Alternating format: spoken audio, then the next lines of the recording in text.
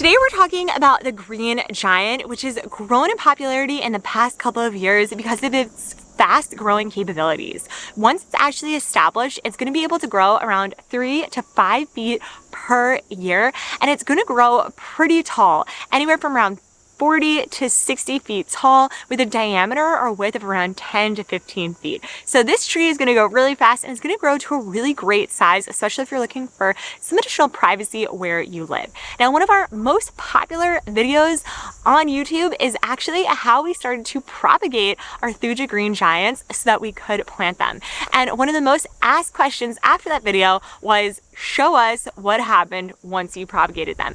Did it actually work? And I'm here to tell you that it did. Okay, so here is our cuttings that we were able to propagate.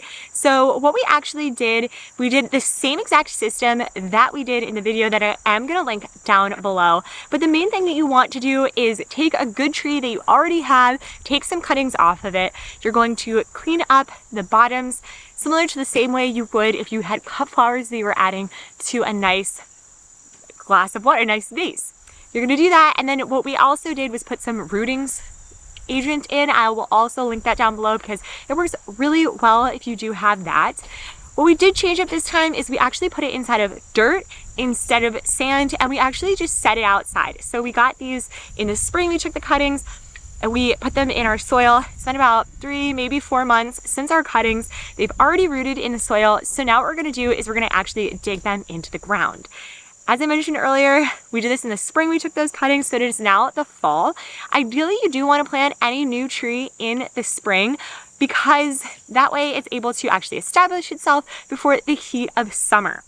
But the second best time is gonna be the fall because as long as you can get it in before it starts to freeze, you're gonna be good to go. Now we're in a zone 7, so it's right around late September that we're doing this, and this is gonna be good for any zones 5 through 8 that we're gonna be planting these in today. If you aren't in those zones, don't worry, you can probably follow a similar guidance around this, but it is gonna be best for those zones.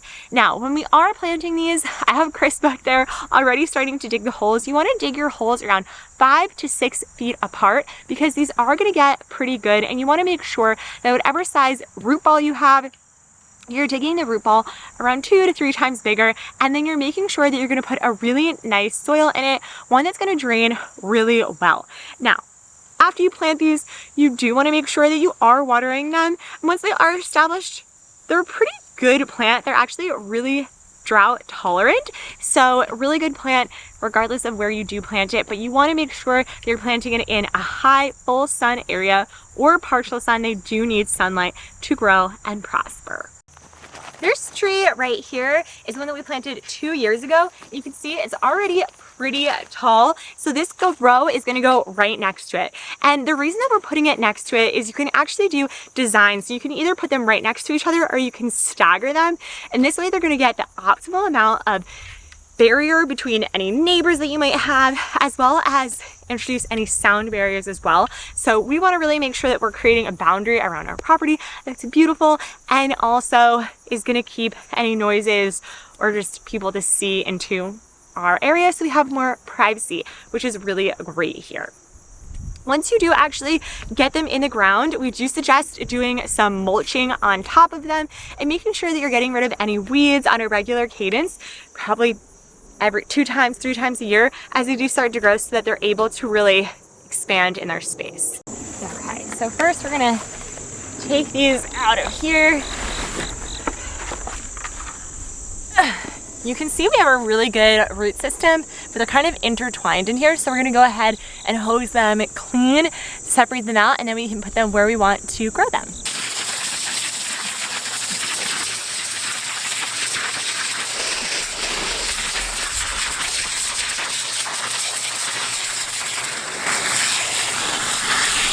Honestly, really happy with these. Here is our cleaned up green giants. Some of them don't have super amounts of growth, while some of them did really, really well. So what I'm gonna do is line these up by the holes that Chris dug and let him know if maybe we need to dig a few more holes.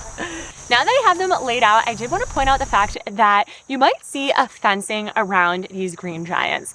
And although they are bred to be deer resistant, we have found that if deer are hungry enough, they are going to eat them. We've had some actually eaten already. So we did do some type of barrier fence. This is just a 4-foot fence, so it's not a true deer fence around them. This is more just a temporary setup until they are big enough where even if the deer eat a little bit of them, it's not going to damage the entire tree. Where if they're going to eat one of the little guys, it could damage the whole tree. So we have this up. We'll probably take it down once they do grow to a good size, and hopefully they're going to eat other things, but if they get hungry enough, they just might eat them. So something to keep in mind. Chris went ahead and dug all the holes for us, and then he actually put some nice compost that we actually get down the street. We have a community compost, so I'm definitely searching your area for something like this because it's nice free soil, and you want to make sure that you're giving your green giant a nice home that they can live in and grow. Now we're just going to come in and water each one. Yeah, it's perfect. Ooh.